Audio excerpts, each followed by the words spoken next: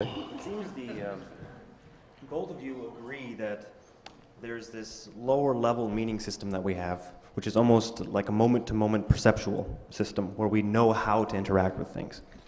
And both of you disagree. Both of you agree that there's no higher level, the meaning of life.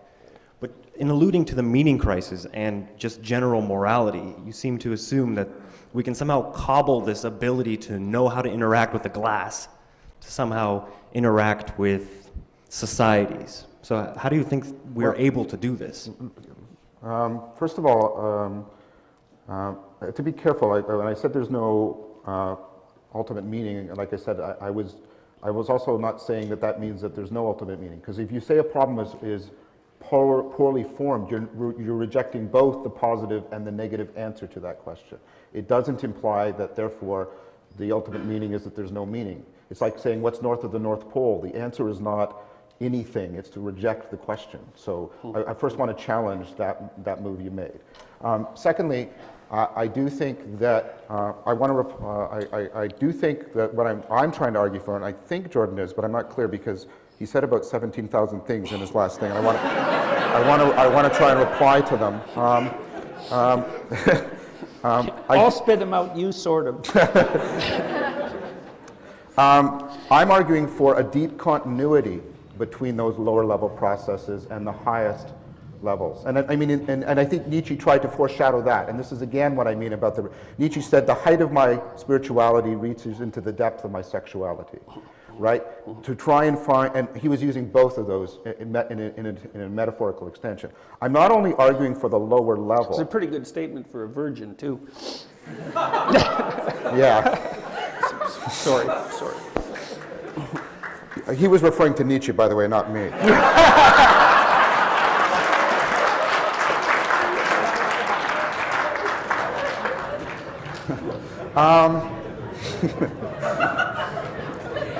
So I'm arguing for what I think is a very important thesis, which is a deep continuity between the lower level and, for just speaking of it metaphorically, the higher level. I do think there is an important issue in which we can talk about that higher level as distinct from the lower level of just trying to solve our daily problems, which I think is important. Namely, and that's something that you referenced, Jordan, we face a perennial problem of our self-consciousness. And the problem with our self-consciousness is it means we have this enormous capacity to take a perspective on our own ability to take perspectives. I mean, one of the things about being a conscious being, and this is what I mean about a salience landscape, is we not only know facts like propositions, and we know how to do things, we also have perspectival knowing. This is work I did with Leo Ferraro. We know what it is like to be a certain thing, to take a certain perspective, to take a certain stance on the world. I know what it's like to be a father. I know what it's like to be a teacher. And that perspectival knowing of knowing what it's like to be something is, again, this atmospheric meaning. But the thing we can do is we can take a perspective on that lower order perspective. We can stand back and say, what does that perspective look like? Let me give you an example. Right now I'm thirsty, and so I have a thirsting perspective on the world. Things that are watery are salient to me. Things that might contain water. And you're getting thirsty right now too, right? Right? Become salient to me. But I can step back, and this was something also discovered like in India, right, by the Buddhists, right, and the Hindus. I can step back and take a look at my thirsting perspective. I can say, what's it like to be a thirsty person?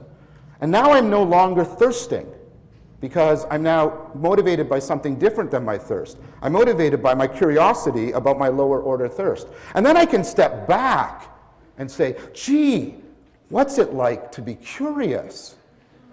And then I can step back and wonder, what's it like to be somebody asking, what's it like to be curious? And then you could step back and say, what's it like watching someone listen to someone talk about being curious about it? Exactly. And the point I'm trying to make,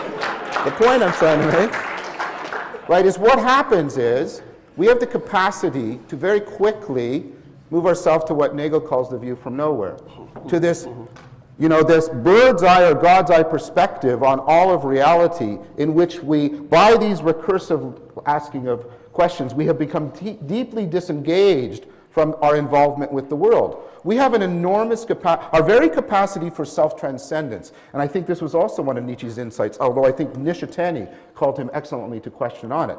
Our capacity for self-transcendence, our ability to rise above ourselves, is also the very same thing that can cause us to fall into despair and absurdity. Because we can empty the world of all that involved meaning by our capacity to transcend ourselves to such a degree that we are overlooking it all and saying, there's nothing behind all of this. Let me jump in for like 5 seconds here. Okay, so it's very hard to stop the video where I stopped it because, of course, we all want to hear what Jordan Peterson has to say. I did this video previously, and I just kept playing the video and playing it, and all of a sudden I looked down and there was 45 minutes of this video being played before I entered into my subject. So I wanted to cut it down succinctly to what John had to say there. And if you didn't recognize, that is John Verwicki and Jordan Peterson. You might not recognize him because this is carb-laden Jordan Peterson before he started eating all meat. They were both recognized as professors who change your life at the University of Toronto, and so they have done a few engagements together where they have very interesting discussions. I'm going to put the link to this discussion in the description below so that you can enjoy the almost 2 hours of it for yourself. I might be referring back to it in future videos because it is very interesting. But what Jordan's about to say, you probably have heard much of it before. But he does go into some other things in this video. It is nearly 2 hours long, so he does stretch himself out a little bit with John. So what John just said, and this is what I want to focus on in this video, is he gave a very interesting or eloquent way of explaining abstraction. And so that's what I want this video to be about in regards to the sickness of the modern mind. And I titled this video Abstracted to Death, the Holy Dot and AGI, Artificial General Intelligence. Many times I will start a video and I will sort of wander around and on different tangents and forget the whole point of the video. So I have some notes here so that I make sure I don't forget about AGI and the Holy Dot, and maybe I can tackle it right away.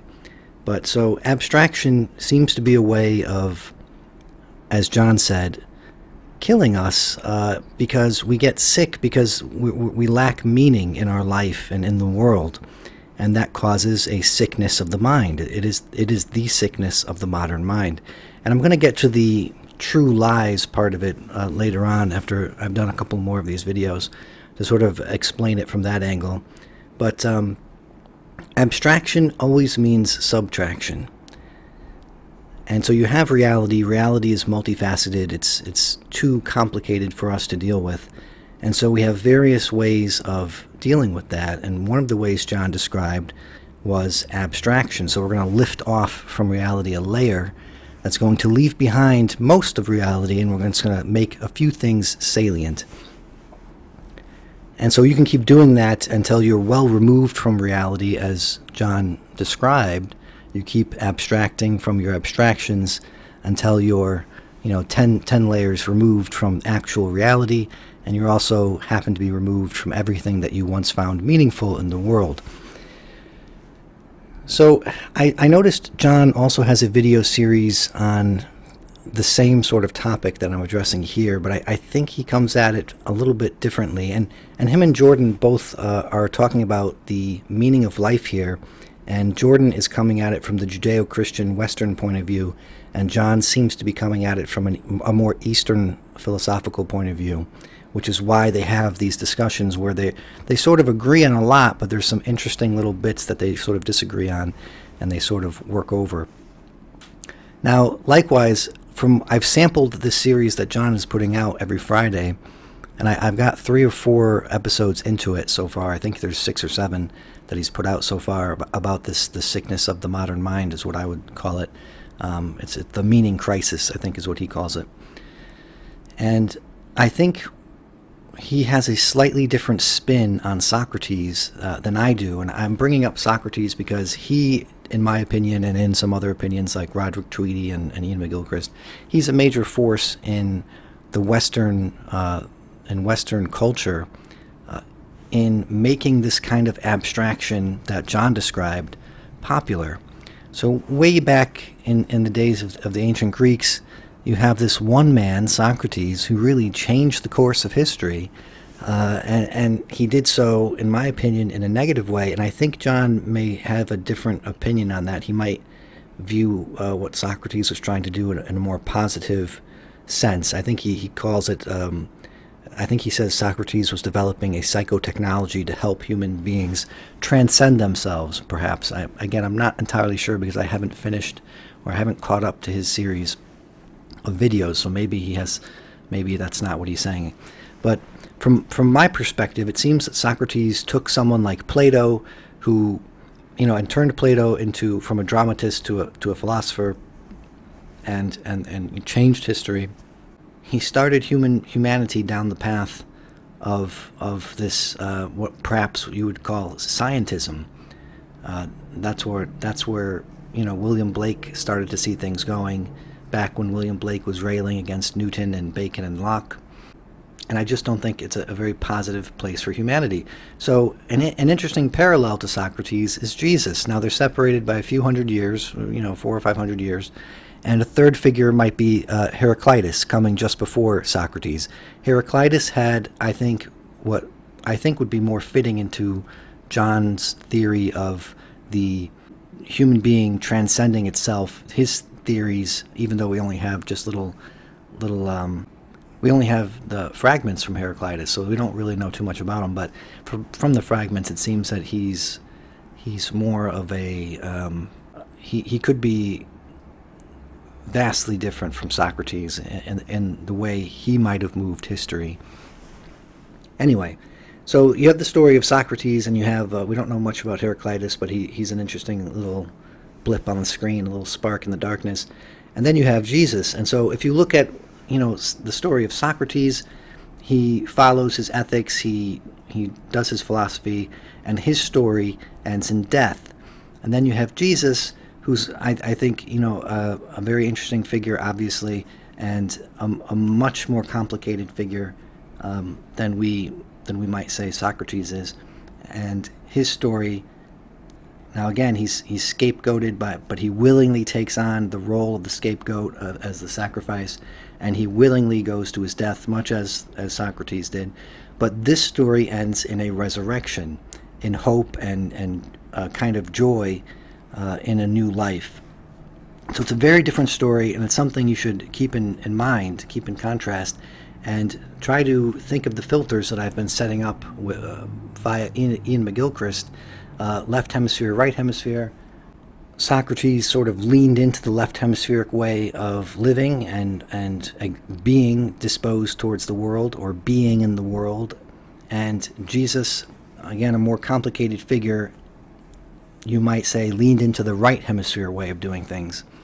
But ultimately, I think you can't really classify Jesus as totally right hemisphere in that love and forgiveness sort of thing, because he's a very complex and complicated archetype, because he's not just the love and forgiveness of God, he's also the justice part of God. So there's some complex things going on there. Perhaps this is why he said he's the way. He is this sort of mediating figure that walks the path of truth, which is a relation to him. That's one of the things that sort of dies in this abstracted to death theme. When you start these abstractions down a mathematical road of truth, you end up thinking truth as something written in stone. I think I just tweeted this at Akira the Don.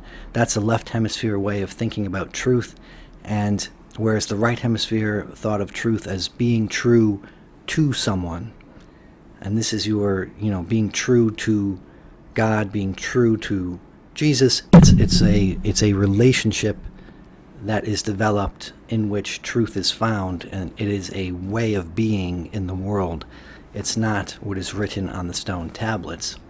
So you can see the path that the Greeks went down started this path of abstracting meaning from objects, and so we started to turn things into, we started to look towards objective knowledge versus subjective knowledge, started to value the objective knowledge over the subjective knowledge, and ultimately, as you might have noticed in my Fearful Symmetry Friday videos, what this leads to is not just viewing a world of objects out there, but the human being becomes just another object out there.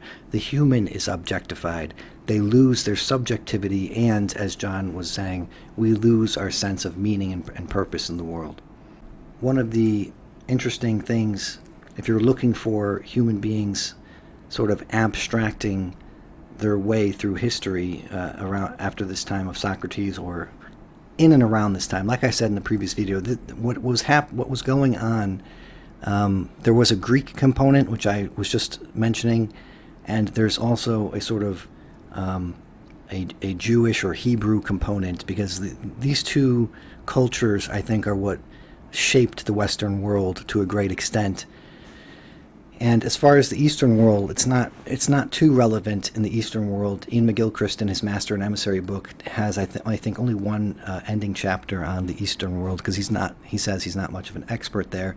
But it seems to me, from what I read, that they leaned into the right hemisphere way of doing things, and the Western world, given this Hebraic culture and Greek culture that sort of merged, leaned into the left hemisphere, a disposition towards the world. And again, I went through a list in the previous video of what that disposition might look like from a left hemisphere view or a right hemisphere view. So if you look at what was going on in terms of, this is what Roderick Tweedy mentions, I think a quote that struck me was, he said, "The priesthood did not originate from the idea that God was human, but in the belief that God was not human." And I thought that was really interesting, so I started looking into, the rise of the priesthood class, these men who were literate, and they had some kind of link to meaning, God himself. And so if you look in the area, you see that the Hebrew tribes sort of adopted the Oriental king theology. And you can see this in how they started operating with the terms Son of God. A good example would be, if you want to look it up, I don't have it at the ready, but Psalm 2, verse 7, you see that they sort of adopt this Oriental king theology, but they have a demythologization of it. And so it's a transformation for them into a chosen people theology. And so if you look at if you look at Babylon and the Davidic court, both demythologized this Son of God sort of term, and it meant a sort of a conferment of a legal sanction. But what's interesting is that in Egypt they sort of had the same thing, except they kept the more mythologized understanding, which I find fascinating, and perhaps that's why, even though they had a rise of elites and a rise of a sort of mathematical knowledge, and the pyramids started to spring from the chaos of the sands, they had that order in their society. Perhaps before it ossified into too much order, perhaps they did have a proper balance of a sort of mythologized right hemisphere view of the world and a left hemisphere view of the world. Maybe that's why they had a civilization that could last for 5,000 years, roughly. Who knows? These are just some thoughts as I'm doing the video. But so in older verses of the Bible, you might see that Israel refers to itself as the firstborn of Yahweh. These are all interesting terms if you want to get into what the different names of God means in different times to Israel. I don't have time to get into that here, but I just want to focus on how they demythologized this Son of God aspect. This Oriental king theology started to mean just a legal sanction, and so the king in the Davidic court becomes the son of God, but he becomes the Son of God here and now. It's not his birth. It's not from birth. He was not born the Son of God. He becomes the Son of God, and this sort of shows us the power of the divine will to create a new being. So in the here and now, the new being is created. He's not begotten, but he's rather chosen. And this is a very important thing. And again, this is important in that you're seeing power that perhaps used to be distributed among the tribes equally now starts to get an elite starts to form in the society, a king, and God is sanctioning this legal authority that he has over the people and this is an abstraction. It's not a literal son. It's not, someone who's half God, born that way. It's just a title. It's just a legal term. And so you see this abstracting happening, and while it's happening, there's power centers being formed in their society. So that's all very important, and so that's one way you can look at world history. And I think I have a quote somewhere that I found interesting from William Blake that Roderick Tweedy also found interesting. It's that history could be looked at as the abstract philosophy warring in enmity against imagination, which that's where Roderick Tweedy ends the quote. But if you look at Jerusalem, where it's taken from, William Blake further clarifies that so abstract philosophy is warring in enmity against imagination, which is the holy body of Jesus Christ himself. So I found that just a little that added bit a little bit interesting, because if you look at Roderick Tweedy's book, The God of the Left Hemisphere, and this is where I'm drawing a lot of this information, he does present a sort of one-sided picture of the rise of the priesthood, and how that creates power centers in society, and how this is a way of abstract thinking sort of entering into our thought.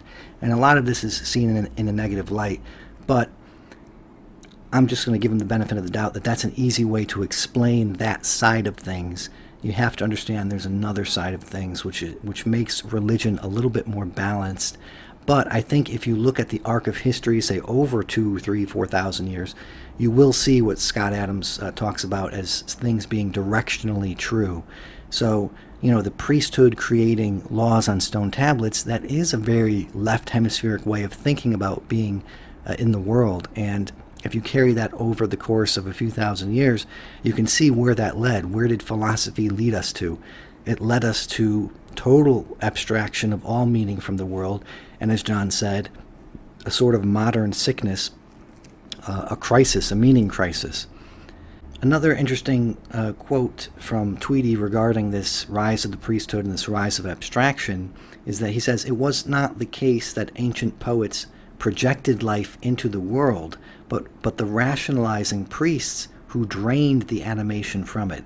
Now again, this is sort of a negative view on the rise of the priest class, but I think you do have to clearly understand that other side of the coin, that this was a draining. As they abstracted, they did drain the life from the animated world of a more primitive people, or primitive in the sense that they just didn't have the same understanding of the natural world that was being developed by philosophy and religion at this time. My goal is to keep these videos under 30 minutes, so there's some things I made sure I took a note of so that I make sure I mention, and some things I won't have time to get to. So I wanted to emphasize that this abstraction is equal to subtraction. Oh yeah, the virtual. So we create a sort of virtual world. Everything you actually see in the world is being processed by your brain. And so what we see is not the real world. We see a virtual world. And it's this virtual world that becomes our real world. And the sense of what is real is going to be very important, and it's coming up probably in the next video. I don't have time to get into the Cleckley and McGilchrist quotes, McGilchrist quotes Lakoff, which I find interesting. Maybe I'll do it in my Mo Meaning Mondays, because I believe Lakoff is coming up, or has been mentioned already in Chapter 2 by Jordan Peterson. So it sort of fits in there. I think the Cleckley quote, if I'm just going to summarize it in one word, what you find with and this is just to tie in something I didn't have time for in the last video regarding Hannibal Lecter and the psychopathic persona, that it has no depth to it. So Cleckley found that the psychopath, if you dig deep into their personality, if you try to dig below the persona, the surface level of the person, you don't find anything there. There's nothing there. In fact, what McGilchrist found in many schizophrenics is that what is there is just a very ordered replica of what it is to be a person. It's completely fabricated, completely fake. It's put together much the way you might analyze a character from a play, and you say these are their characteristics, and now that becomes, the person adopts those as their characteristics all the way down. There's nothing deeper to them. Oh yeah, okay. So I mentioned Oriental King theology, how we can see that as abstraction happening in the world, largely through religions, and we have good documentation of what was going on in the religions of the time because they were the ones who were typically literate and documenting things. So another theme that I forgot to mention that you're going to see throughout these videos, and maybe every time you watch some Jordan Peterson, think of the God of the philosophers versus the God of faith. Now, I know Paul Vanderklay mentions this a lot. I can never keep his God number 1 and God number 2 straight. I can only keep it straight if I think of it in terms of descriptors like this. The God of the philosophers is easy for me to understand, as I think it's his God number 1. And then the God of faith, I think, is his God number 2. I'm not entirely sure. But that's a good way to see a sort of left hemisphere, right hemisphere lens again, and the struggle throughout history between the two, between our human understanding of God. We have the philosophical understanding versus the more right hemisphere understanding, which is the God of faith, of relationship. And so finally, I want to end, there's that quote I had from William Blake, abstract philosophy warring in enmity against imagination, which is the divine body of the Lord Jesus, blessed forever. That's the full quote. So finally, I wanted to mention, just as the first video was about power and how an extreme understanding of a left hemisphere disposition is about power, as is illustrated by the Hannibal Lecter character or the Dollarhide character, which I figured was a good way of introducing the idea to people because they're familiar with those characters. Ultimately, it's about power, and those characters help us understand that the power is not just a feeling of power. It's enacting power over people. And abstraction, in this video, I wanted to make sure I mentioned that abstraction is another way, it's another means to power that the left hemisphere has over the environment. So you have the rise of science. We use abstraction to create technology which allows us great power over the environment, and other human beings become objects in the environment, which we have power over them as well. And we can see, the very peak of this happening in our day and age. I'm running very short on time, with, I think, the whole push towards artificial general intelligence. What I wanted to mention with that is that, this is going to be very hard to fit this in just a couple of minutes.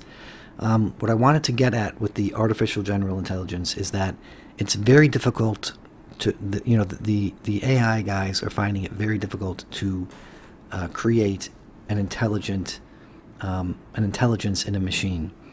And there's various ways that they're trying to do this, and some seem really, I'm really astounded by some of the things going on at Google with their DeepMind program and so forth.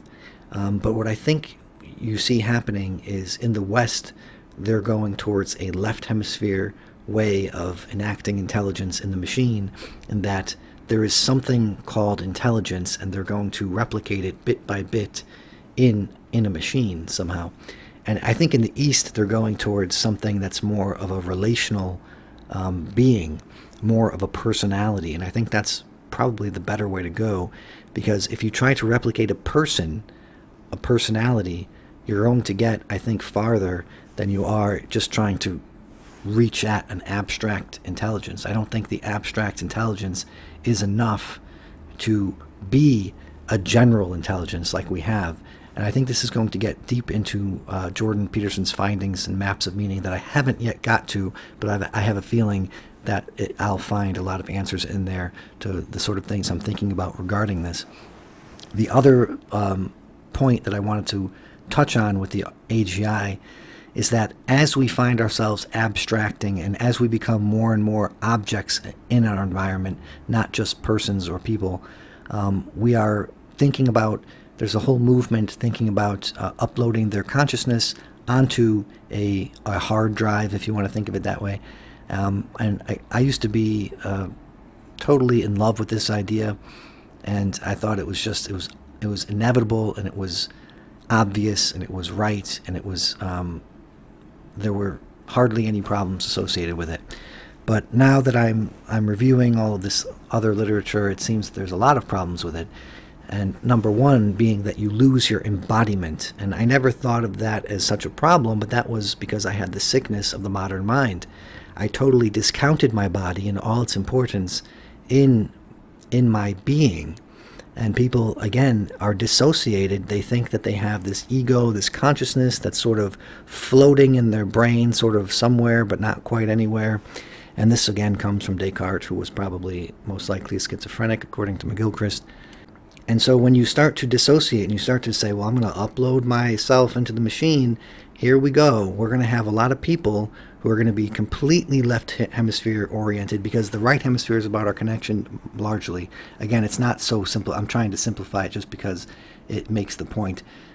If you want to think of the right hemisphere as our connection to our primal selves, our animal selves, our bodies, embodied self, this is also helping us with empathy, because when I look at you, I see you have a body much like me. We're both human beings, and if I have a prick in my hand, I know that that's probably going to hurt you just as much as it hurts me. This is a point Jordan Peterson makes when he talks about us coming to consciousness, that when we become self-conscious, we know our weaknesses, we know our pains. So this is a double-edged sword. It allows us to empathize with someone, and this is what we're going to lose if we upload ourselves to the machine. But it also allows us to understand what hurts the other person. So now we have new weapons to war against the others in our communities, or the other people that we face. So it's a double-edged sword, as many things are. So and like this technology will be, uploading your consciousness into the machine, there will be benefits to that, obviously, but there will be drawbacks. And I don't think a lot of people who have the sickness of the modern mind, and I'm one of them. I entered this discussion and this whole series with the sickness, just like you probably are, with the sickness of the modern mind. And I think we have to tread carefully. And these people who are doing the AI, these are just the sort of people who are not going to be aware. They're not going to be aware necessarily of the full context of what they're doing, because they are the engineering types, the techno types, who are most likely on the spectrum of and on the extreme ends of developing a left hemispheric disembodied view of the world. And that's not to degrade them. We need those types of people. We need all this technology. We need the science. We need the math. We need all of this control of our environment to help fix the environment, for one, because we sort of wrecked it, and now perhaps we're going to be able to fix it. But it has to be put in a greater context. And I think, what was that guy? I mentioned him a few videos ago, who was on Joe Rogan. I always forget his name. He's an AI guy I've been following for a while. But he seemed actually really like he gets it. But see, he's working for the Chinese, I believe. I believe the Chinese government snapped him up a few years ago, and like 10 years ago, and he's been working for them. And I think he understands this relational aspect that the AI needs to have. So I actually have a greater hope that the East will sort of solve this problem, perhaps a little bit in a more balanced way. Or perhaps it is the coming together, as I think McGilchrist says, of the East and West in this mission of creating AI that will, we'll see both sides balance each other out in this mission to create artificial general intelligence. The only problem is that I think both sides see the weaponized potential of it, and so they're loath to get together on it. So we'll see what happens there. Anyway, so this will be the final thing I have to say. Remember, abstraction is subtraction. The virtual becomes real. Abstraction is a means to power, and it's a power over people, a godlike power of life and death. And so that's where I think I'll end this video. And again, I want this to be a series. I have a couple more planned about true lies and where this is going. I don't have a title for it yet as far as what the next video will be called, but I think I have, I want to get to King Nebuchadnezzar and the Star of Ishtar eventually, and I want to mention something about zombies. I think I'm going to go in that direction. So anyway, if you like this sort of thing, give the video a like and subscribe. Thank you.